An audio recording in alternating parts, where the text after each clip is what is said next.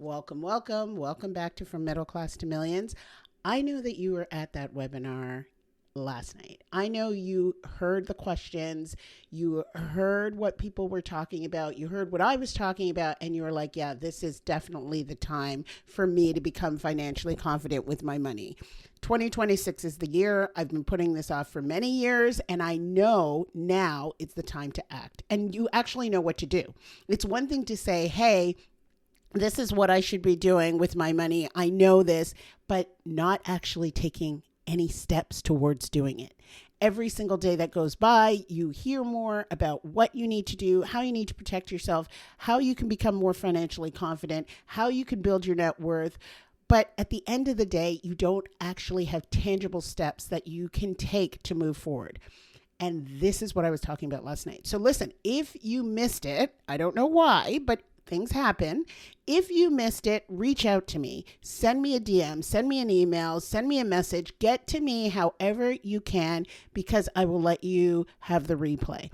I think it is imperative that you listen to this message, because a lot of you think that you're 30, 40, 50, 60, you're too old, it's too late. You cannot be financially confident with your money. You think that you have already messed it up and there's no way out. And I'm here to tell you, sorry, but you're wrong. You're wrong. It doesn't matter what your age is. Your financial stage matters more. And this is the way in which you become financially confident. So if you missed the webinar last night, it is not too late to listen to the replay and get your act together so that you can get the help that you need and know the actual steps that you can take so that you can turn this situation that you're not really comfortable with, you can turn it around. All right. Okay, I promised you last week when we talked about a couple in their 30s that I was also going to talk to you about a couple in their 50s. Both of these couples I work with, and I like to give you, the real. I want you to know what's actually going on, not only in other people's lives, not because you're nosy, although you're a little bit nosy. You got to be a little bit nosy. But also so you could see what's possible, to realize that, oh, I'm not the only one who's jacked up my finances, or I'm not the only one who doesn't know where to begin or what to do or how to do it. And I feel a little intimidated and I feel a little stupid asking these questions. And I didn't know that there's somebody out there who can help me not only with the strategy, but can actually help me with thinking through this stuff, the higher level stuff, the stuff that I can't get when I Google, the stuff that I can't get when I'm asking ChatGPT or Claude or whomever. I can't get these answers when I just put this stuff into the computer, right? I need somebody to talk to who gets where I am, who understands my personal situation, who understands what it's like to be in this situation, who's been there, who's done that, and can reassure me through strategy, but also through real life examples and options that I'm going to be okay, that I'm actually going to be just fine. And I don't need to stay up at night worrying about this, and I don't need to stress out about it. But what causes the stress and anxiety is that I'm not doing squat about it. And so I want you to hear about these actual real life couples so that you see too that, yeah, they had a lot of the same questions that you have, but they're still able to move forward. And so can you. You just need to clear away some of the fog. So if you didn't listen to last week's episode, I would recommend that you go back and listen to it, because these guys are in their 30s. This is a couple, and they're dealing with a ton of competing priorities that are kind of age appropriate, right? They were wondering about if they were doing the right things with their money. They were considering, all right, should we pay down this debt, but we do need a second car? Should we move closer to our kids' school because, one of them was taking an incredibly long commute? They were just feeling really stretched and overwhelmed, and they didn't know what to prioritize first, and they had to get on the same page. See, there are two people in that relationship, and they weren't exactly clear about not only what to do, but what was more important to each person and how they were going to work this out.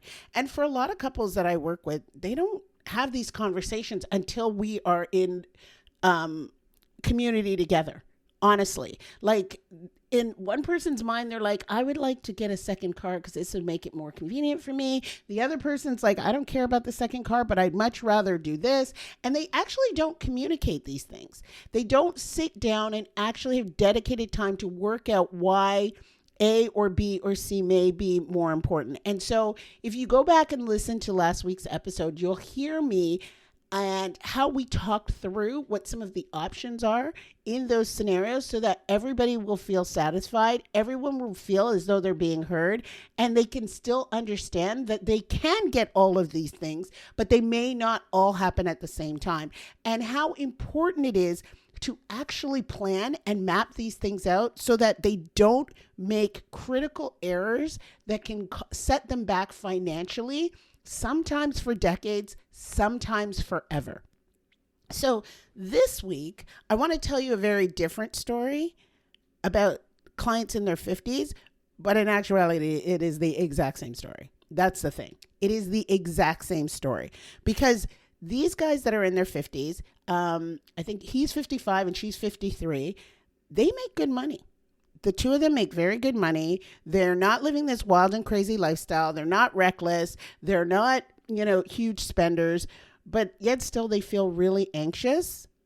And that anxiety is coming from the fact that they feel that they're really behind. And the key thing that I want you to understand with that is that as you get older, these priorities that you have don't go away. They just change.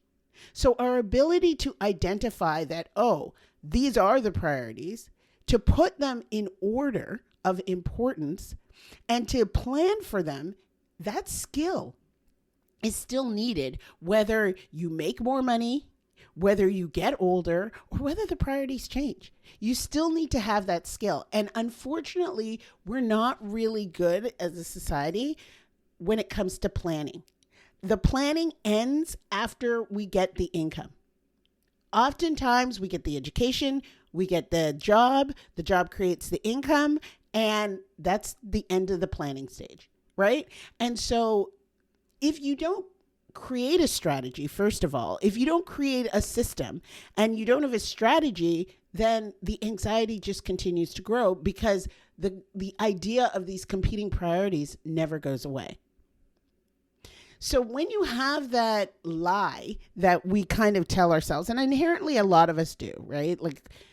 And so, because there's a point where it's true. There's a point where it's true where if you make more money, a lot of your problems can go away. Your financial problems can go away, right? The additional money can extinguish a lot of financial problems. But a lie that we tell ourselves is we continue on with that narrative that if we make enough, things should feel calm. But I know that a lot of you out there, a lot of you listening to this podcast, you know as well as I do, you've been making more money, right? Money doesn't work like that. There's a point of diminishing returns. Like, yeah, you can make more money, but you have been, and yet still, why the anxiety? Why isn't there more calm? Why are you still restless and anxious and uneasy? It's because there's no clarity, right? You don't have any clarity. And the only way you can get clarity about what's going on with your money is if it's organized in a way that matches where you are in the stage you're at in your life, right? So if you're in your 50s right now and you're thinking, we should be further along, we make good money, we've been getting raises, we've been getting bonuses, why doesn't it feel more spacious with our finances? What if something were to happen? I want you to know that this episode is exactly for you. It's designed for you. And by the way, if you're in your 30s or 40s, you should listen anyway, because this is what happens when you have these competing priorities that go unmanaged for too long. When you don't learn this skill, when you're not able to plan, where you just move along making these rash decisions that feel like there aren't any other options. And what that does inherently is it gets you to the place where you're 50 and 60, and these missteps have caused you to tank your financial security. All right. So quick recap of the guys from last week, just to make sure that we're on the same page. And I do want you to go back and listen because I go into way more depth about the couple in their 30s and what their situation was. But think about a young couple in their 30s. Their careers are growing. They've got 2 small children. They've got childcare costs. They're trying to make a decision about whether or not to buy a home, another home that's closer to where the kids go to school. And they don't know about how to balance whether they should pay down the debt, and they have investing questions. And then they just have, lifestyle pressure. People want to live a good life. I don't believe that you need to be, in a situation where you're constantly depriving yourself, especially when you're working hard and especially when you're making good money. I think that this question of all of these things happening at once causes this immense amount of stress, and they haven't failed at all. Especially in this situation, these guys haven't failed at all. It's just that this is a question of having enough bandwidth to do all of the things that they're juggling. And I get it. I've been there. I know what it's like to be in your 30s with young kids, childcare, mortgage, still paying off your student loans, having debt that you got to take care of apart from your student loans, credit card debt, also thinking that, we've got to build for our future. And guess what? I still want to live my life today, right? That is normal. That is a normal stage to be in your 30s. It is not something that you should take lightly, right? That is that stage of life, and that's okay. But when you're in your 50s, the pressure shifts a little bit differently, right? Because now the factor of time comes into play. And so I really want to talk about this when it comes to the couple in their 50s. And I want to introduce you to them. I'm going to call them, I like to make up a name. Let's call them Estelle and Frank. That's a little ode to Seinfeld, if you guys remember the Seinfeld series. Let's call them Estelle and Frank. They're not like Estelle and Frank at all, by the way. If you watch Seinfeld, they're not that crazy couple. But I was like, these are good names that we could use for them. So Estelle and Frank, like I said, they're 53 and 55, make good money. They've been pretty responsible with their money their entire lives. Actually, they're pretty frugal. They've been frugal most of their adult lives. But when Estelle first came to me, she was very clear when she said, I'm unbelievably anxious about the future. And I want to say that's a direct quote that Estelle said to me. She wasn't being dramatic or panicky or anything, but she's like, look, I'm anxious. I don't know if we're on track. I don't know how long our money's going to last. I don't know if we have enough. I don't even know what options we have. And to be honest, she said she was afraid to even look because she didn't know where to begin. The whole thing was overwhelming. It was like a lot of pressure. When you know that, hey, I'm in my 50s, I don't know the answers to these questions about my money, but I don't even know where to start, and I'm afraid to look. So the real thing that was going on here, which I see a lot with folks who haven't been paying full attention to what's been going on with their finances, is that it's foggy. It's really foggy. Right? They had multiple investment accounts. They had a lot of old 401ks from former employers. They had some Roth IRAs. They had traditional IRAs. They even had an account that they couldn't access anymore, so we took care of that. But they had a lot of things that they had been told that they should have done, and not in a bad way, right? It wasn't a bad thing that they had started these accounts. They got a 401k. They had some other retirement accounts. I mean, they hadn't done anything wrong in that regard. But as Frank had put it, he's like, I know there's money in there. I just don't know what it's doing. And there was an expletive in there too, but I'll leave that out for you and for Frank. But it's true. He's like, I know there's money in there. I just don't know what it's doing. And that right there is where the anxiety lives. Okay? Because when the money is all over the place, when it's scattered, your brain goes to work on telling you all kinds of bullshit. Like it starts telling you all kinds of stories that scare the heck out of you. So if you don't have this clarity, if you can't see and understand what your money's doing, of course, your brain is going to tell you it's doing all the wrong things and it's not working for you. And then sometimes you actually have evidence of that, because they said that in some of the accounts that they had decided to look at, they were frustrated because they knew the market had done well. They kept hearing, oh, the S&P 500 is going up. It's hitting record highs. It's doing better than it has in all of these years. But their accounts weren't reflecting that. So what the heck was going on? Their accounts weren't hitting those highs. Their accounts weren't doing that well. So something wasn't adding up, right? It didn't make sense. And honestly, they were right. I mean, they had a financial advisor. Why the heck were their accounts not performing well? You can't tell if things are working when things aren't organized. So when you don't know what you have, where it is, what it's doing, your brain will just start spiraling downwards quickly.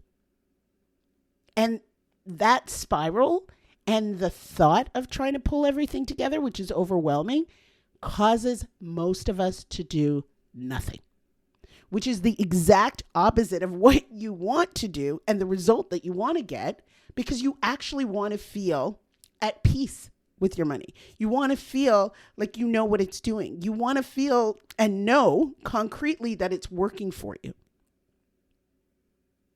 So although this couple in their 50s, because I did say we're going to talk about how this is actually the same story, right? And you can see some of the similarities already, right? Like as the folks in their 30s, they were overwhelmed. They were confused. They didn't know what to do. They didn't know what their things were doing. They didn't know what to prioritize. Same thing with these guys in their 50s. Yeah, they didn't have daycare and diapers. They weren't doing that anymore, but they had other issues that they had to think about. There was this urgency that was around retirement. They were stressed out at their jobs, and burnout was very much a real thing.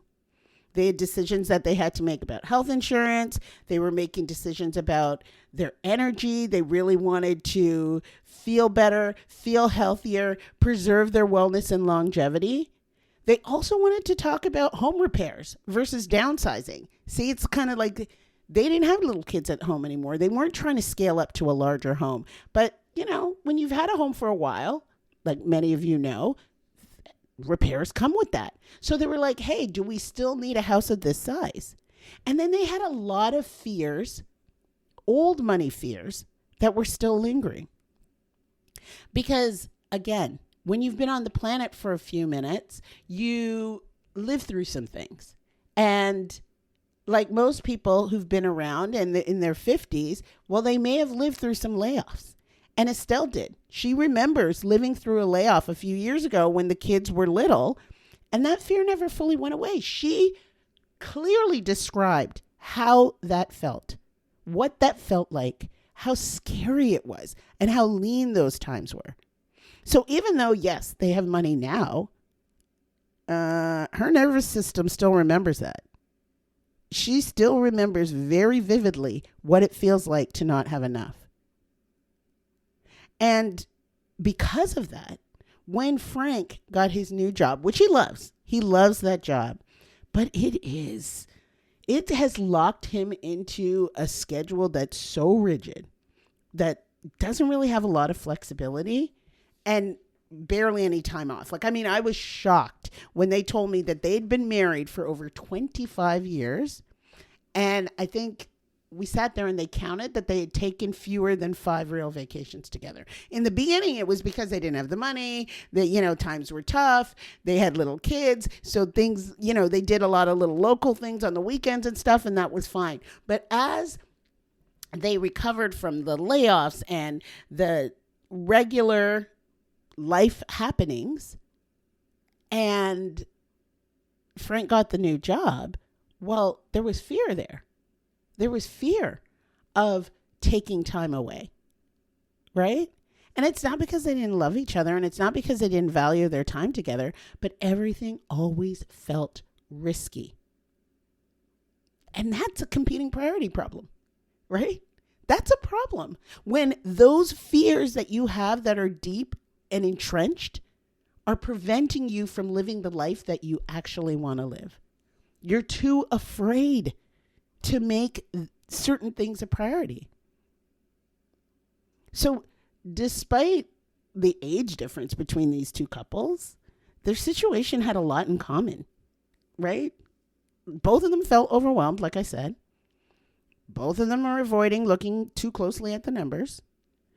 Money was going out, leaking out in ways that they didn't notice. Because remember, these people weren't overspending on all sorts of grandiose things. And I think that's also the misconception that, and what causes so much confusion for a lot of couples, because they're like, I'm not, in a private jet and drinking champagne in the morning and buying all these luxury items. Where the heck is the money going? But when you're not looking at it closely, how would you possibly know? Right?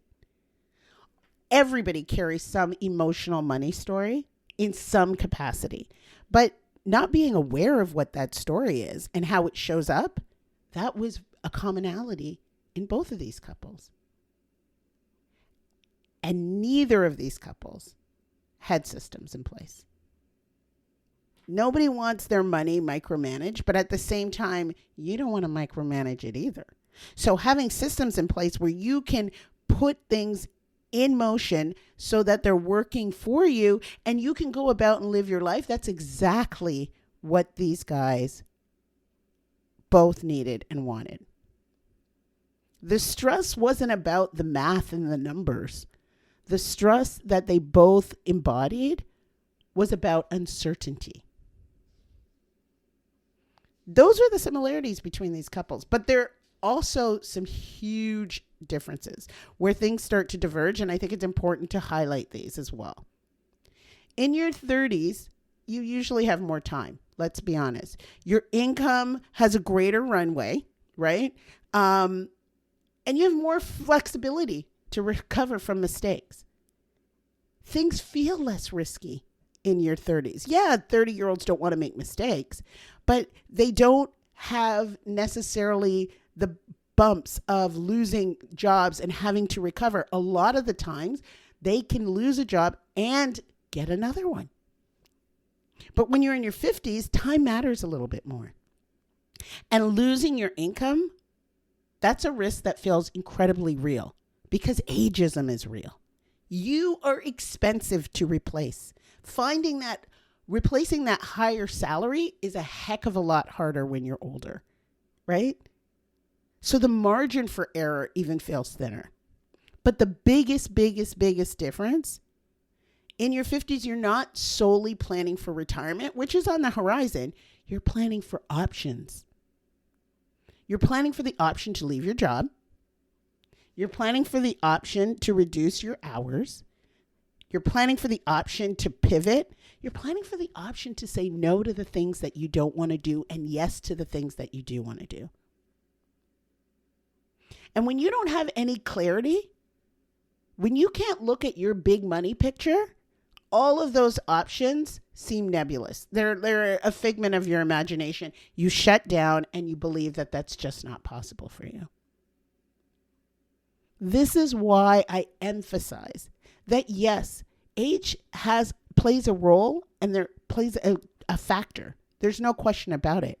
But your money stage is still a stronger determinant of your wealth building capabilities than your age. Way more. And not knowing what stage you are at with your money financially is what will hold you back. It'll hold you back from the potential of creating wealth and creating the security and financial confidence with your money.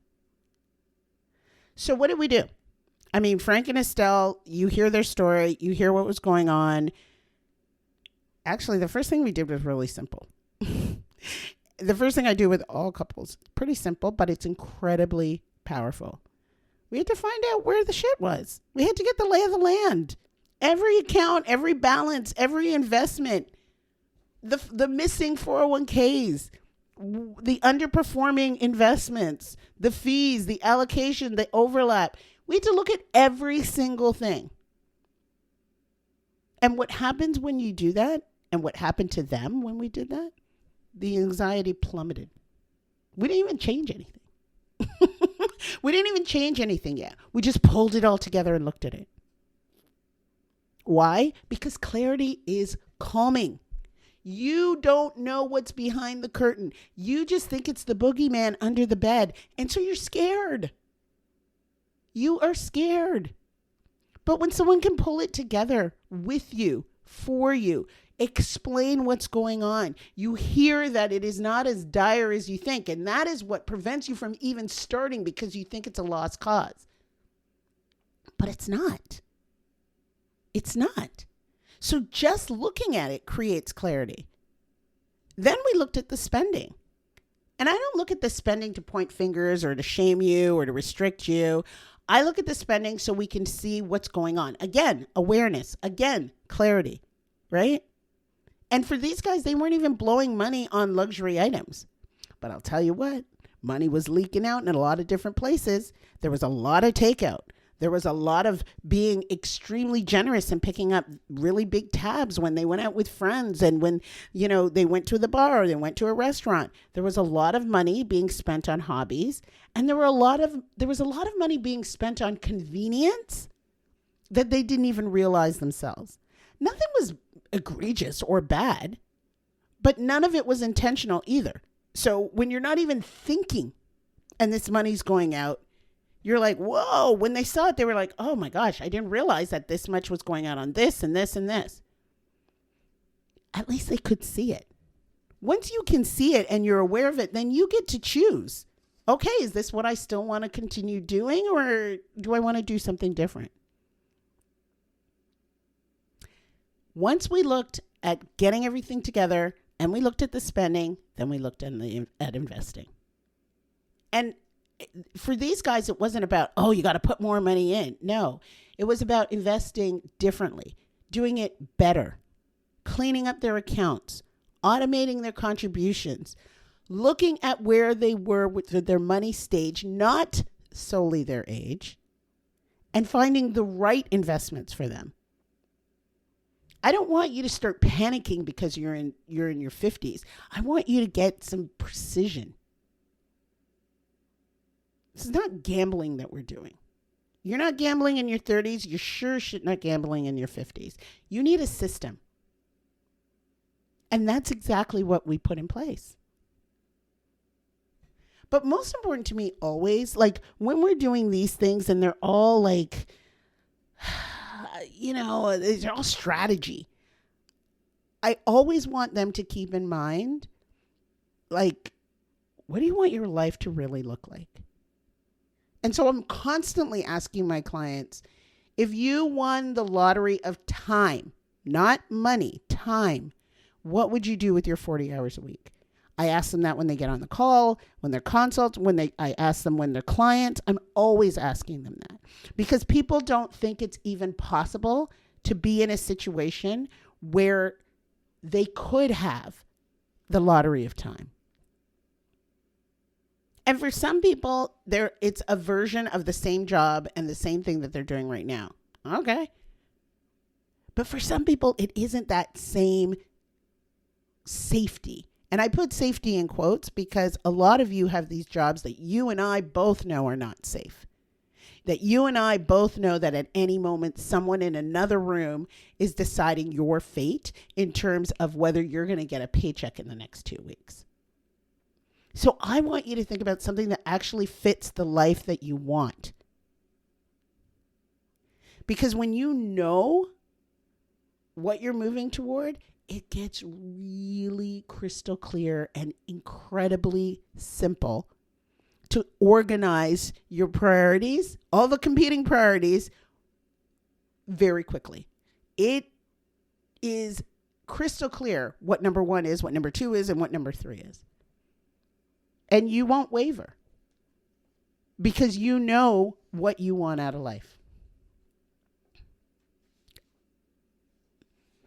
So this is what I wanted you to take away from this episode. I mean, if you're in your 30s or your 40s or your 50s and you feel overwhelmed by competing priorities, it's not because you're failing. It's just that you're way overdue for a strategy that matches your stage of life. You are still working with the non-planning, anxious, chaotic fog of your finances. And because you can't see what's going on, you have decided to shut down because you believe that you may need more information, you may have to do it perfectly, you may need to outsource it to somebody else entirely for the rest of your life. And that's not what you need at all. You need clarity, you need organization, and you need a plan that works even when life starts lifing. Because I'm going to tell you, if you're in your 30s, you may not have seen it yet. And this is not a doomsday thing. It's a reality thing. If you're in your 40s and 50s, you may have already experienced a couple of bumps. And so you need something that is foolproof, right? That is going to stand the test of time. That keeps you laser focused on what type of life you want to live. And you have to be intentional about it because it doesn't just simply fall into place. I know for some of you, this episode hits really close to home. And you know that this is exactly what you need to address in 2026. So if you're ready to get that personalized help, that non-ChatGPT, that non-Google, that personalized help that looks at how you make decisions, how you plan, and how you prioritize your finances so that you can create the life that you want and you can feel confident and secure, you know where to find me. There's going to be a link in the show notes. Book a call. It's free. It's an opportunity to have clarity in terms of where you are and know the steps that you can take in order to succeed with this financial life. You don't have to do it alone. I'm here. All right, folks. Thank you so much for listening. Like I said, if this is something that you are interested in, then book a call in the show notes below and we can talk. All right. See you next week.